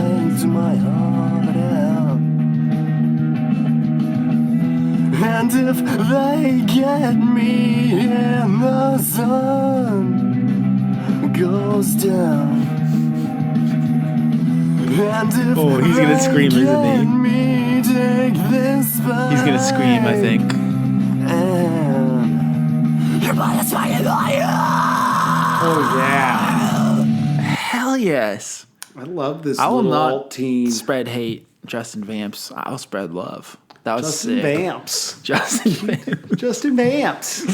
The only thing I like better than Justin Vamps is when Sam vamps. Hey. Okay, here's another vocal cover.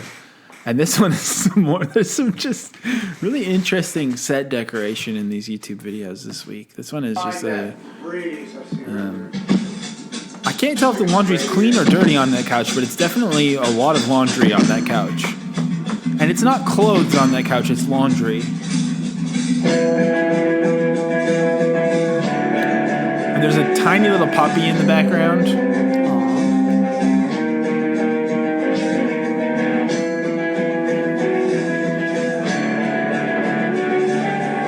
Is there a shoe on the floor? I can't.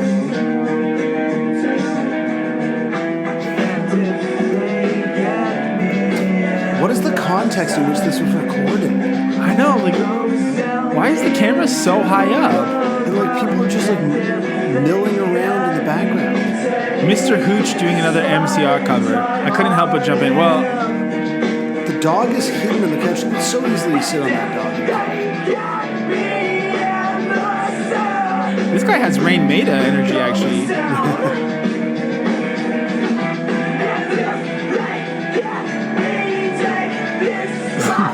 This is so good.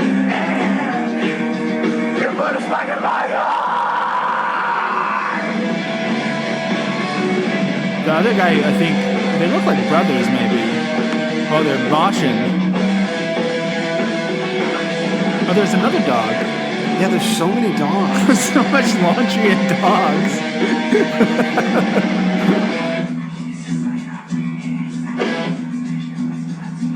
Oh, that brother was doing the whispers. I mean, I feel like everything about this, every one of these covers has felt like it existed in the weird no zone between getting home from school and your parents getting home from work, when you just still don't really know what to do, and you're pretty hungry, and like your friends are over, but none of you know like what you're going to be doing, or it's just kind of in that you don't want to be doing your homework yet because you just got home from school. It's kind of the Did you call it the no zone? I think that's what I said. Yeah, this has big time no zone energy.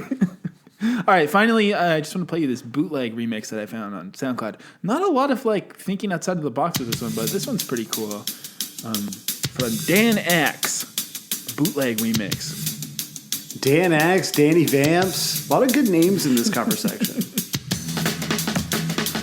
There we go. Okay. Yeah.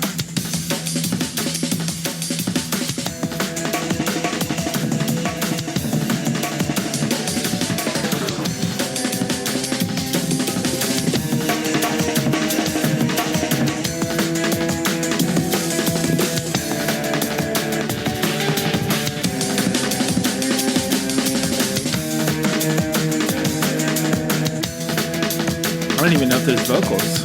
Don't need them. No.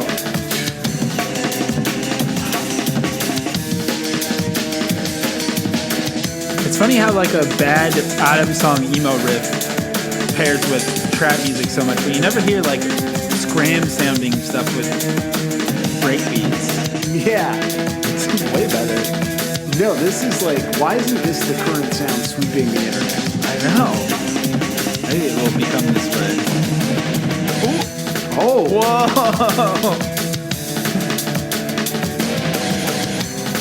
Oh my gosh. Oh, it's hinting at something big.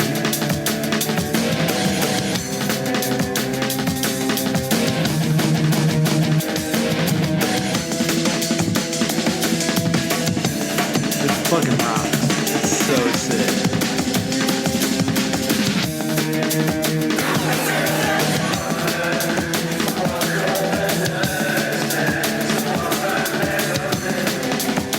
So Whoa, cool. where's it gonna fuck? You wanna There's hear a what? break in the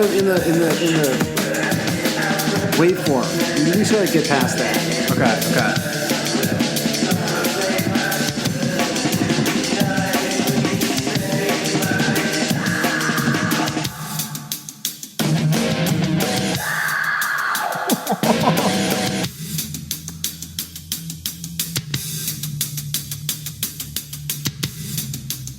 Okay, I feel like at some point we're just gonna listen to this whole thing. That's fine. I feel satisfied. I feel like it stays too classy to get really. Yeah. No, it was obvious that it was just gonna sort of stay tense. Well, why don't Great, we let though. our friends at the Vitamin String Quartet lead us through our final thoughts on the song? I love that. I mean, this one really connected with something from my youth in a way that I really appreciated. And I love that we got to talk about vampires a lot. I love that I now know the official vampire stance on menstrual blood. And I think guitars are pretty sick instruments. And I love hearing them do little emo noodling and stuff. So I'm down. I love this song now. I think that this is a great song. And it's exciting to listen to material from a band that helps to reframe your entire sense of where they're coming from with later material with which you are more familiar. And I look forward to the next very scary episode in MCRch.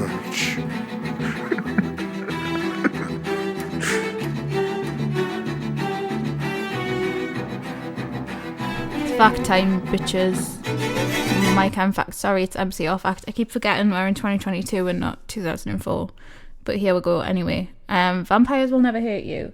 This one's quite famous, actually. I wouldn't be surprised if this came up, but no, on the pod it probably hasn't.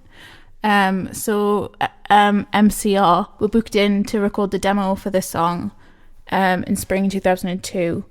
And Gerard had famously had a problem with abscesses in his mouth, and his mouth was just pooling with blood, and he was in a lot of pain, and he was saying he didn't want to, do the take, and he was taking loads of painkillers. And then Alex from Eyeball Records stepped in and punched him in the face and said, like, just sing the fucking song. So he did, and that's the final take they used. It was so good. MCR facts.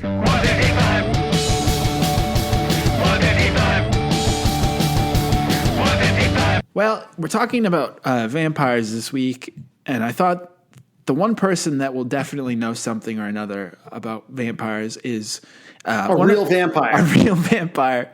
Well, he does suck. Just kidding. And I wanted to say that later, and I've already spent my one vampire joke that I was going to do. So that sucks. But we got Cameron from Pod About List. What's up, Cameron? What's up? How's it going? So how old are you, Cameron? How old am I? 23. Okay, but in real vampire, like you were bitten Oh, at 23. yeah. How old are you? Real? Is that a thing that happens? Oh, yeah, vampires, they don't age. Yeah, they're... I literally... Was I really? Yeah, what I meant was I was born in the year 23. Right, okay. I'm not going to say almost which 23. I'm 2,000 years old pretty soon. I'm actually 1,999. Wow, well, happy early Congratulations. birthday. That's, Thank you. If we freaking make it to that far with what's Damn. going on out there, would a vampire this survive? whole world. Would a vampire survive nuclear holocaust?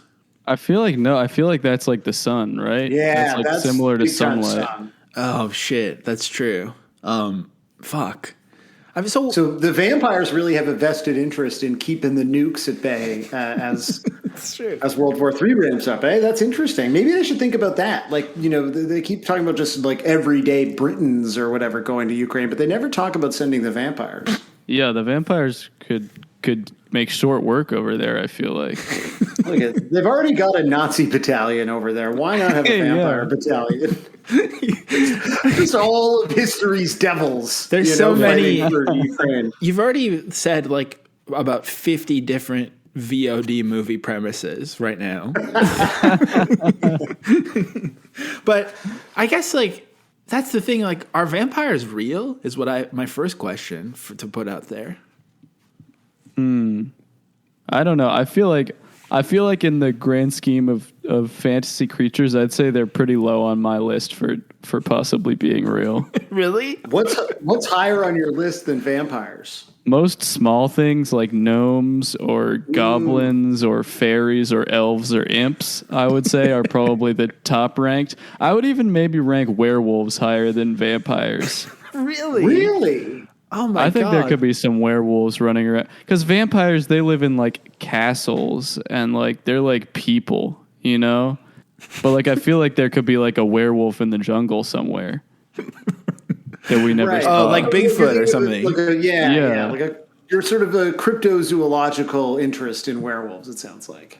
Yeah, well, or just like like a vampire is like a vampire all the time, but a werewolf, like you could know a werewolf and just they could maybe like go in their basement when they transform and so nobody knows about it, or like go behind a behind something so nobody sees them transform. So do you kind of think like it sounds like you're like a Clark Kent. Like they just go into a Yeah, phone they could booth and just turn into go. a vampire. Well, not Yeah. a phone booth because that's transparent. It would have to be a completely opaque phone booth.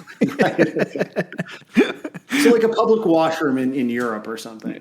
Yeah, exactly. they have to pay. They're like, fuck, I don't have a euro to do this. I can't. That's how the news breaks. Yeah. Yeah. So it sounds like your main. I don't want to put you on blast or like suggest anything, but your main kind of like fictional monsters that you think could be real are all little people. It sounds like. I wouldn't say little people, but more little creatures, maybe. What about leprechauns? You think those are real? I think those have a pretty good chance. I would say everything in that family. So It's interesting. I don't think of leprechauns as being in the imp fairy. Sort of Well, family. what would you classify them as? Well, I mean, that's interesting. I feel like maybe just because they're so Irish, they're sort of their own. I don't know. I mean, I guess in a lot of ways, like a whale is still a mammal, right? So maybe they're just like sort of pretty far over on the same tree. I kind I of feel like a leprechaun is basically just a gnome that dresses differently. Right, but are we just generalizing based on size? Because like, what is it? Does a gnome have any powers, or is a gnome literally just like? I feel small? like if an Irish guy who is like pretty short to begin with just like abuses alcohol for long enough, he will eventually basically turn into a leprechaun anyways. I feel like it's more realistic that you could turn into a leprechaun. Yeah. And then like You could leprechaun yourself just too many nights down at the pub. through a series of mishaps and events, then you find yourself like protecting you've taken out your savings in gold coin form, and you have it in a bucket and you're protecting it at all costs.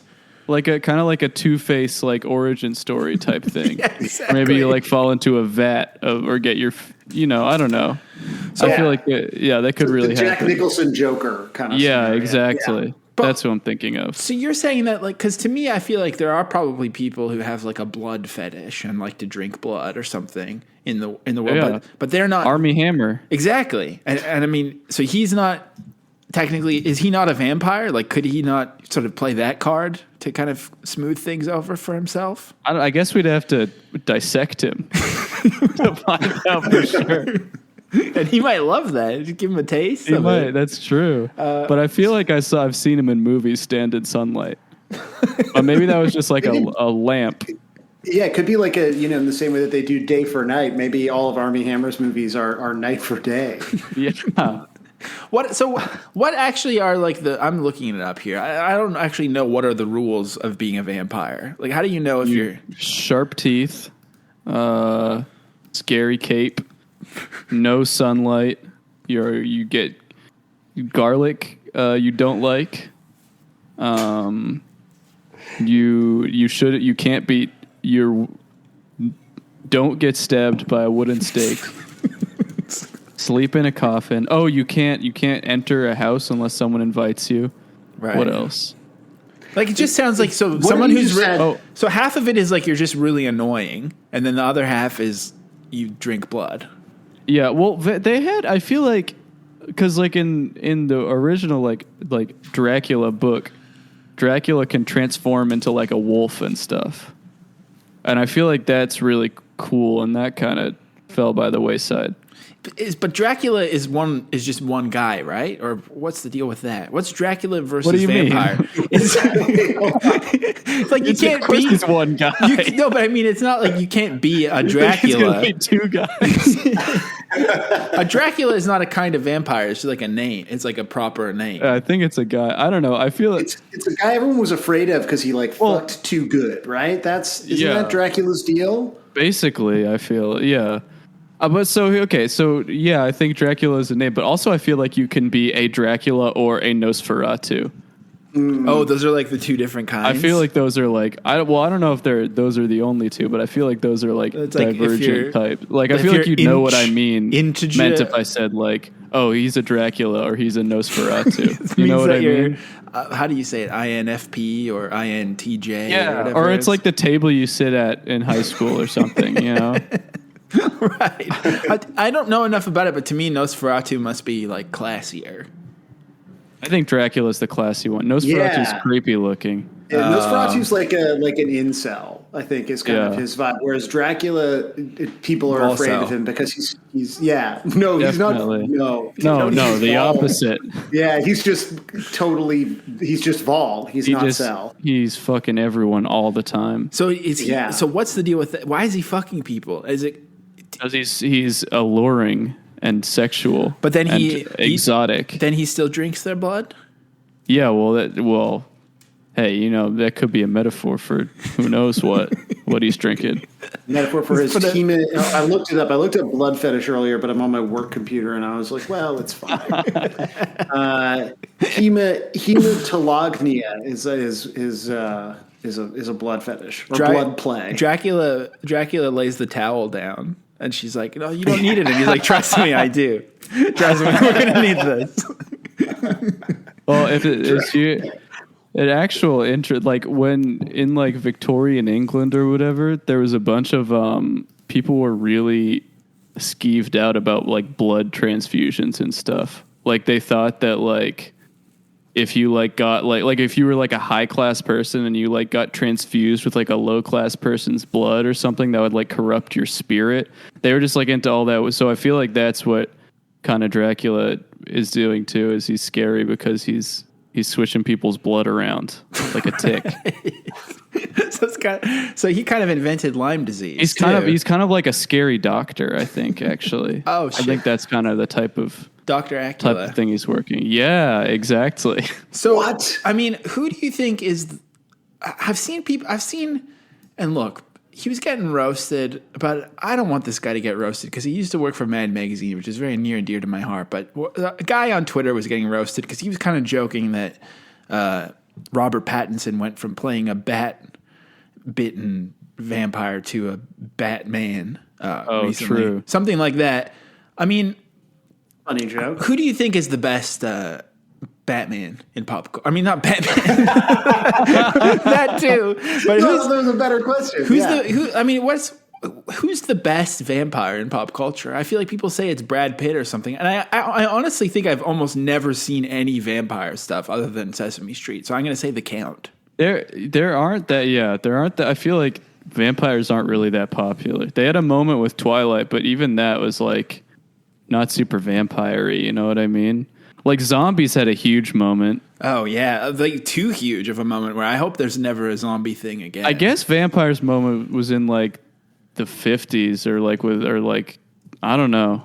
I'm not sure. What about like true vampires are like too horny. Like we live in this sort of Marvel like sexless blockbuster era, and so like zombies, there's nothing really inherently sexual about it. Whereas like vampires are just like fuck monsters, and absolutely. I think that's hard. Like so it works for teens who just want to like rub up on everything, but it's sort of harder on a really mainstream level today.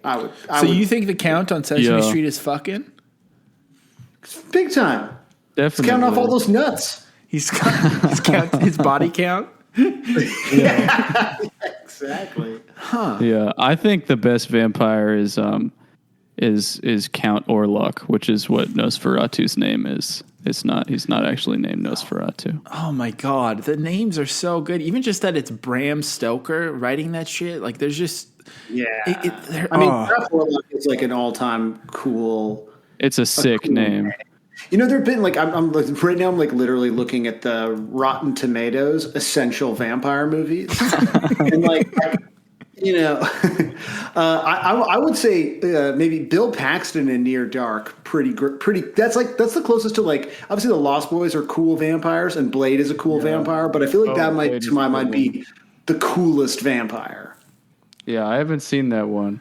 I think he's a pretty cool vampire in that. I have Screen Rant open with a vampire list, but I refuse to disable my ad blocker, and my mouse just ran out of batteries, so I can't do much. But I can see underneath this image, I can see that it's showing "Let the Right One In," which I feel like does that even count? Because it's so like classy. That doesn't. That's count, like hipster vampire, I guess. Hey, definitely doesn't count. Kid is definitely a vampire, though. That's true. Yeah. But it's like too hip, you think? Does it have to be like monster-y? Does it have to not be hip? Does it have to have some element of genre to it? Camp. Yeah. I think it is a vampire movie, but I wouldn't consider that a good vampire. I think it might be a good movie, but in terms of vampire wise, I mean, it's just like it's a little girl, right? Not very interesting. I was going to say my favorite, everyone's favorite vampire. If a vampire movie passes the Bechdel test, then it's not a good vampire movie. I love Lena Lenderson. She is my favorite vampire. I don't know who that is. I think that's just the kid. I'm just trying to look up the name of the kid. Oh, okay. You mentioned. I want to go backwards a little bit because you did mention that one of the requirements for being a vampire was having a scary cape, and so I'm wondering, do you think you could be a vampire if you just had like a very fashionable cape? Yeah, does that's something true. Like the cape have to be unsettling? No, because Blade has a cool trench coat thing, right? He has a trench coat, right? And that's sick. Yeah. Blade does. I recently rewatched like Blade 2, and like literally when he comes out at the beginning in this blood fountain kind of rave so sick. Scene. But that's another good type of vampires, the evil ones from Blade 2. Yeah, those are cool vampires. That's I feel like another, like you have the Draculas, the Nosferatus, and the ones that are just like they look like aliens or demons or whatever. Yeah. Yeah, Blade looks so cool in this. Yeah, he definitely, like, as he sort of comes into that scene, someone literally whispers, "That's Blade." What about Abraham Lincoln Vampire Hunter? Remember when that was a kind of thing that was always happening? Yeah. I don't think I've ever Pride and Prejudice and Zombies. Yeah. Oh, yeah. Maybe that kind of stuff will come back. Could do like that should come back. That could be big, I feel like. Yeah. Wait. So we talked about zombies and vampires. What, Sam? You think we're currently in like the sexless Marvel era? I really hope that Drew doesn't hear that. He's gonna fucking lose it. But that's not a hot take. What do you think is from the headlines take? Is that what you think is the current obsession, the current creature that everyone's obsessed with, or what is it? What's the curent creature? The current creature is just no sex. The current creature obsession, I think, is like a really like a blurry shadow. Like maybe a person who's like standing at the edge of the frame and isn't really a monster at all, but it's like maybe just a scary ghost that you can kind of see. Right. Like when someone lies and is like, "Oh, I just got this film developed," and there's an apparition on it. Yeah, exactly. He wasn't there. Yeah, I feel like it's either that or it's like a xenomorph knockoff that makes like a velociraptor sound. Yeah, that's a big one for sure. Those are the only two you really see in big stuff, I think. So we're talking about a My Chemical Romance song that you've never heard. As of recording time, I have never heard, and I think Sam heard it a little bit earlier. But I listened to it today. Yeah, yeah. But there is something in the lyrics about the stake through the heart thing. I mean, that's always annoyed me. Like, what is the specifics about that? Like, the wood makes their heart stop or something, or why does it have to be a wooden stake? I think if I remember correctly from the Dracula book, which I read a long, long time ago, I think that it was originally that you have to like put a stake through their heart and also cut off their head and also like fill their head with garlic or something. Like it's just like a bunch of crazy stuff. And for that, I feel like the stake feels like, it's like, that's not really the thing that's doing it. I think it's probably the beheading. And I feel like maybe over time they forgot the beheading stuff was too gruesome, so they just left it with the steak. Right. And at that point, I don't think it makes all that much sense. Yeah. Steak and garlic, it sounds damn delicious. Well, that's why it kills them, because they realize they can never eat it. They can only eat blood. Right. Makes them think of a delicious dinner. Wow. They're just death by being bombed. That's how I'm gonna go for sure. Now, would you recommend actually like reading the Dracula book? Like, did it make you feel smarter? Because anytime I read something classic like that, I'm like, oh, I understand. Like I can see culture better now. But do you feel smarter and better than us because you've read it? Yeah, definitely, a huge amount. I mean, I read that book a really long time. I think I read that book in like middle school, maybe. But like I follow you on Letterboxd, And you are like a true head. Like you're not. What I hate on Letterboxd. There's two things I hate on Letterboxd. People who just. I know you're going to describe things that I do. No, it's actually not this time.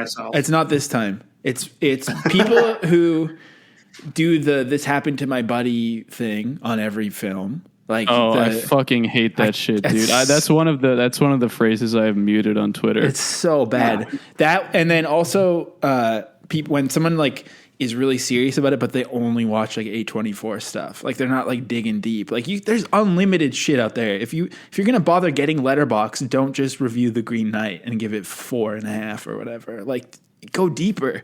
I think. Yeah. But I think what's fun about Letterboxd is it's really easy to find just crazy stuff. Like it's really easy to find stuff that like 100 people have watched ever. Yeah. And like find where to watch it. And exactly. Watch it. So that's truthfully why I invited you on, because I've noticed that you're like a deep kind of genre head. So maybe before you go, like, do you have any recommendations of either vampire or other kind of fucked up monster movies to check out?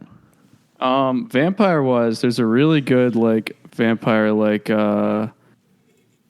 super like I guess artsy movie called Ganja and Hess. That's Ganja really good. Rocks. Yeah, I love that one. I'm trying to think. I feel like I haven't seen all that many vampire movies that I can think of. I mean, The Lost Boys is fun. That's not really. I feel like everybody knows The Lost Boys.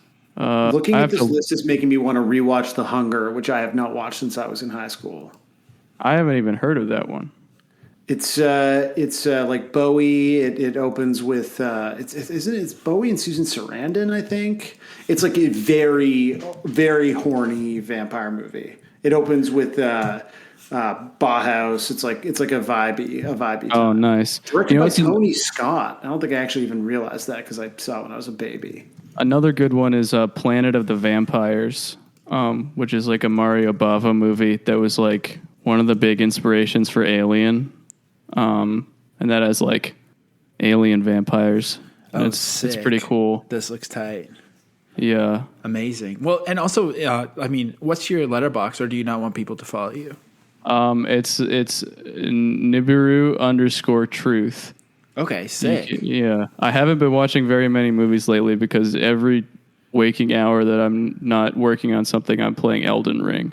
So right. Don't expect anything for a month or so. Right. Sick. Well, thanks so much for, talking. Thank you funny. For I was trying to do a wordplay, but I got nothing. But thanks. The stakes were high for this one. Thank you so much for inviting me into your podcast. Oh, there we go. Yeah, and so you can also follow Cameron Nibiru_truth on Twitter, and of course check out Pod About List. I don't know, what day does that come out? Wednesdays and Saturdays. There you go. There it is. I'm back on songmeanings.com. I am disgustingly congested and all sorts of horrible noises you will be hearing now. But I thought I'd go back and see what people were saying when this song first came out. So I assumed most people will have interpreted it as being about, addiction. I think the song can also be interpreted in a different way. Let's put the vampires as a synonym for society.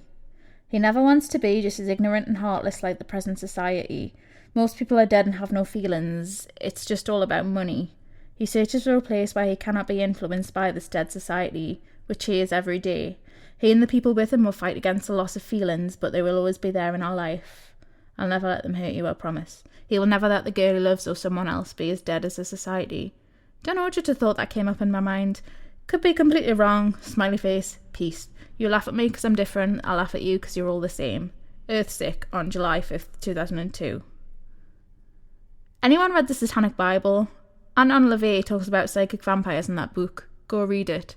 Earthsick on July 10th, 2002. Actually, that book sucks, but the part about psychic vampires is really good. I'm not a Satanist or anything. Smiley face. Earthsick on July 10th, 2002. Alright, here's my remastered interpretation of Vampires Will Never Hurt You. Vampires equals synonym for the society in reference to Daniel LaVey's Satanic Bible. He describes a psychic vampire as follows, as much as I remember a long time ago I read it. A psychic vampire is a person who wears a mask and pretends to be somehow that he is not. He is only nice to you when he wants something and takes advantage of you. He has no feelings and is as cold as the vampire as he soaks you. You can't trust them and they have to die. Psych equals death. As only possibility to get away from this, or this jacked back feeling he has because no one understands him, because society's too dead. Only money counts. And then there's loads more. Tell me what you think about it, Earthsick on July 10th, 2002. Oh damn, ghosts in the snow. Snow equals white, ghost equals white, or invisible, meaning you can't see them. Means you can't see who's a vampire and who's not on first sight. Watch out. Winky face, Earthsick on July 10th, 2002. That was quite the journey. I think this is the longest one I've done. The Complaint Department. 155 Podcast. The Complaint Department. 155 Podcast. The Complaint Department. 155 Podcast. That's right. It's the Complaint Department. It's time for you to air your grievances and grieve your errances. That's not... I thought I just started that one thinking it would go somewhere. Good. It didn't work. But yeah, well, you know, whatever. If you are mad at us and you hate us and you want to kill us, instead of doing that, you could just submit a complaint. And also, instead of DMing me and inviting yourself on the pod, just maybe do it through here, and then we can talk about it on air, and we'll talk about it in front of everyone if you want. But yeah, so you can just write to complaints@155pod.com, send a little audio clip of your complaint, and here's this week's complaint. Hey, Sam and Josiah. Obviously, I love the pod, but when you guys start to play covers or start to play live versions of the song, you always start at the very beginning and only play the first, 30 seconds.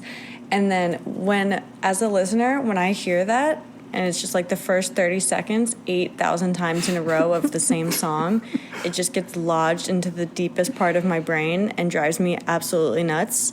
So, is there any way that you could please play different parts of the song so that I don't go actually insane? Thank you. Thank you. That was from Julie. Thank you, Julie. Yeah, thank you, Julie. To answer your question, no, first of all. Okay. We're not going to do that. I was like, that actually is a really good idea. Then I realized that, no, I guess part of the point is the punishment. Part of it's the pain. No pain, no gain. Do you know what I feel? Every week I listen to the first 10 seconds on my own to see if it's worth including. True, yeah. And then I listen to it again with you. And then sometimes I'll revisit it later if I want to download one and put it on our social media or whatever. I think the first 30 seconds of the song are kind of, maybe that's all that matters in the pod context. I think there is value also in specifically when we're pushing all these covers together, hearing how different people are interpret that's what gives us the most apples to apples cover section experience. That said, I agree with you that it is painful. Well, I think also I'm on your side. The pod is not supposed to be good for you, so I don't know why people are thinking that, because I don't think that's the point. Also, it's also supposed to be nice to listen to. Yeah, it's not. Yeah, that's your mistake. Exactly. All right, bye.